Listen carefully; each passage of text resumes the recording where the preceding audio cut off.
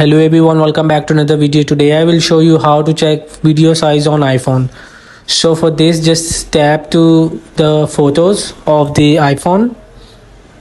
So just simply tap to the photos icon. So from here you will just choose any random video. Any random video you will just have to must open, and from the video you will have to open. Here is the below button is the eye icon. You will see in the second last, you will just tap to and see the video size. So you will see, you can also select another video and just simple tap to this second last option is eye. Eye means for video information. It shows you the pixels, width and height of video.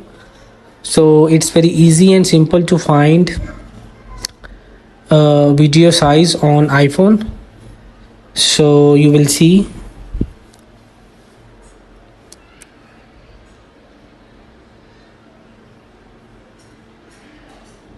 So hope this video help you. Please don't forget to like and subscribe and get notified for more videos.